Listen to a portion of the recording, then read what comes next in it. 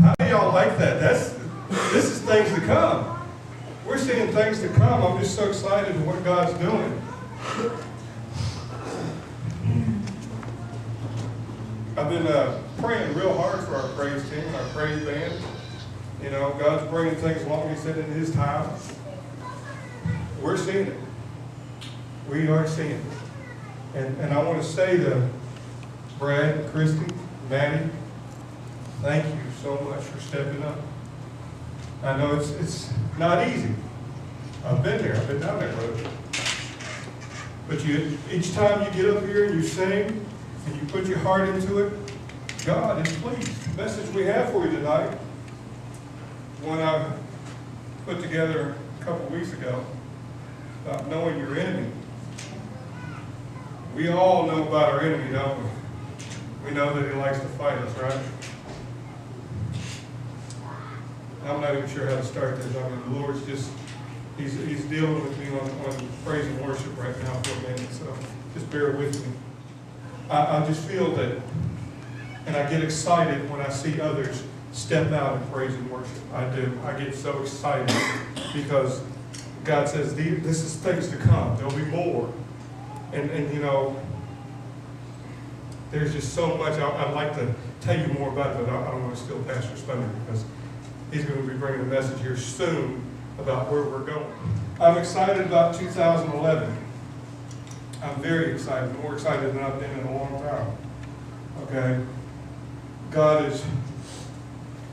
He's calling people out that you know, we didn't think that He would call. You know, He's calling people out left and right. He's getting a hold of people that have always said, well, I don't think I'm ready, Lord. I don't think I'm the one that you need. And those are the ones He's calling. Those are the very ones that He's calling out. And He's allowing us to do things. You know, and it's just so exciting. I'm so excited. You know, earlier we came in and there was a slight hint of a foul spirit in here. And I think just us talking about it and recognizing it, God moved it out. And then the praise team, even though the sound was not perfect, you pressed on. You pressed on. God appreciates that. We appreciate it. And it just moved that spirit right out. So tonight's study, as I said, is about knowing our enemy. Our enemy comes at us in so many different ways, it's unbelievable. Our enemy has so many different shapes and sizes. He could be anybody, anything. Tonight what I want to try to do is try to give you a little bit more information. When I first joined the Army, they did two things for us right off the bat, besides shaving our heads and giving us shots. They instructed us on first aid, and they taught us how to identify our enemy. Third, they taught us how to shoot. Okay? So what I want to do tonight is I want to teach you how to identify your enemy. I want you to know your enemy. Enemy.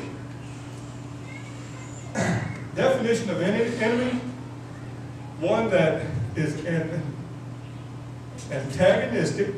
I knew I'd get that word wrong. Antagonistic to another. One seeking to injure, overthrow, or confound. Something that is harmful or deadly. Your enemy can be anyone or anything whose sole intent is to bring you harm or to harm you. Okay? That's your enemy. Who do y'all think is your first enemy? Satan. Correct.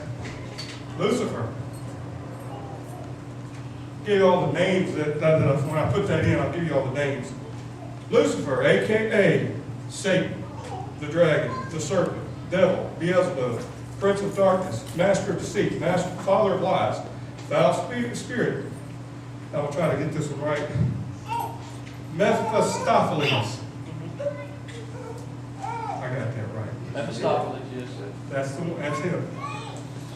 This one here, he's for us. He's public enemy number one. Okay? He's who we fight against a lot.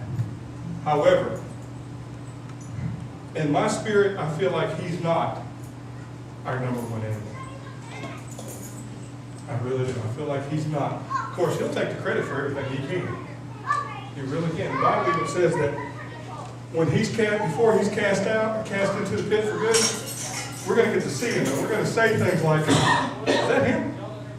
Is that really him?" And we're going to see he's not as big. He's not as big as we thought he was. I can tell you this: Lucifer's a copycat. He is a copycat. People say that he has real power. I agree with that, because I've seen the results of people playing with Ouija boards and getting into witchcraft, horoscopes, numerology, all that stuff. I've seen the effects of it. Okay? It has real power. Psychics, yes. Some of them can tell a possible future. Okay? Even Paul had run-ins with mediums and fortune tellers. And he never said that their power was false. He told them to get away from them. And a lot of times, he cast out that familiar spirit to where they couldn't do it anymore. Okay? So, rule number one, anybody will teach you this one: never underestimate your enemy. Okay? He does have some power. He doesn't really have power over us, because where the Spirit dwells, where the Spirit of God dwells, he cannot. Okay? We'll get into that just here a few more minutes here. Enemy number two: rulers of darkness, principalities, powers, and demons. Now, if you look at this picture really close, they look like angels, don't they? Why do you think I selected this picture? They fell to earth. There's deceptive. What else?